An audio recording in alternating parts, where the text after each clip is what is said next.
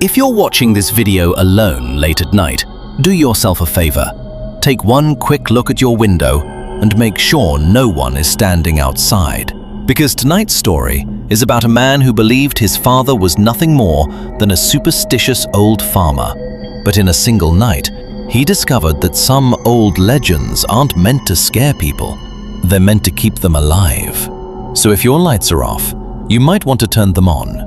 If you're wearing headphones, turn the volume up just a little, and let's get into tonight's allegedly true horror experience.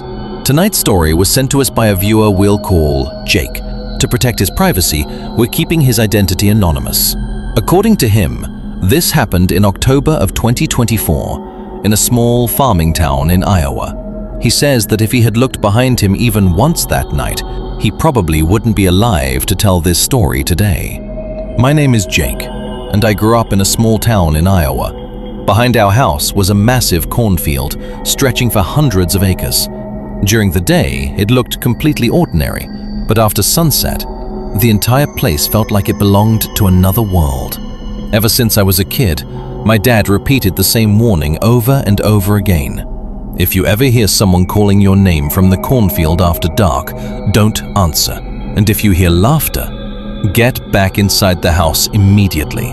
I always thought he was just trying to scare me. I never believed any of it, until one night in October 2024, when I realized he hadn't lied about a single thing.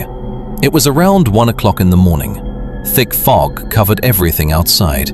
I had just turned off the TV and was getting ready for bed when my German Shepherd, Max, suddenly started growling at the back door. His entire body was shaking. I pulled the curtain aside and looked toward the cornfield.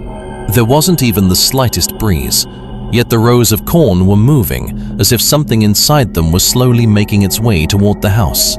Then I heard it for the first time. Jake. At first I assumed it was someone playing a prank, but our nearest neighbor lived more than a mile away. A few seconds later I heard it again, much closer this time. Jake, come here.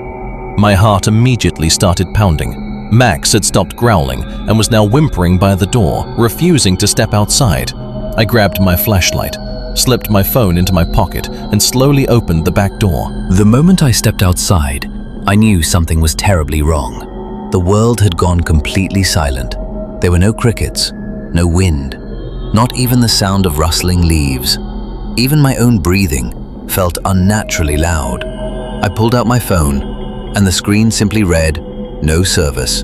That had never happened out there before. I took a few cautious steps into the cornfield when the stalks to my right suddenly began shaking. It sounded like something was walking beside me at exactly the same pace. I stopped.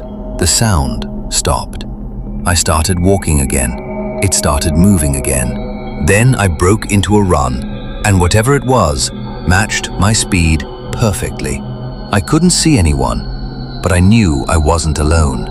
About 20 feet ahead of me, my flashlight landed on the silhouette of a person standing perfectly still with their back facing me.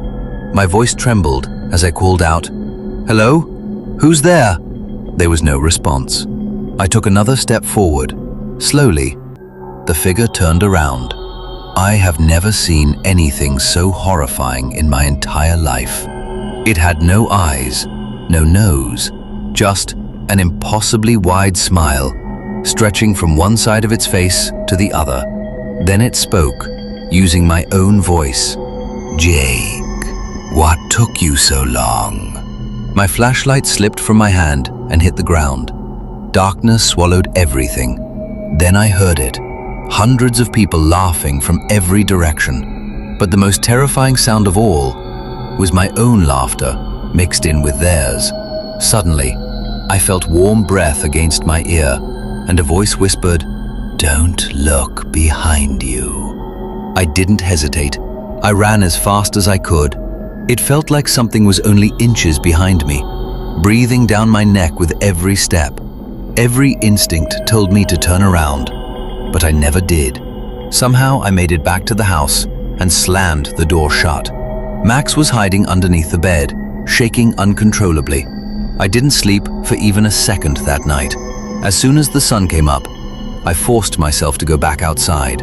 My footprints were still visible in the dirt, leading through the cornfield. Right beside them was another set of tracks.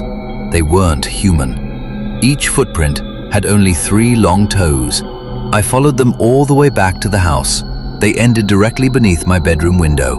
On the inside of the glass were 5 long handprints.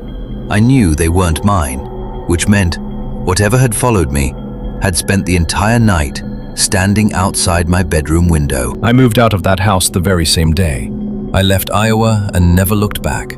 But whatever I encountered out there never let me go. Every year, on that exact night in October, at exactly 1 a.m., my phone suddenly loses all signal. A few seconds later, I receive a voicemail from an unknown number. No one ever speaks. All I hear is slow, unnatural laughter. And just before the recording ends, I hear my own voice whisper, "Jake, it's your turn now. I've been standing outside your window, waiting for you." If you enjoyed tonight's story, don't forget to leave a like, subscribe to the channel, and turn on notifications so you never miss another terrifying tale. And if you have a real paranormal experience or an unexplained story of your own, leave it in the comments below. Your story could be featured in a future video. Until next time, stay safe. And if you hear laughter coming from a cornfield late tonight, whatever you do, don't look back.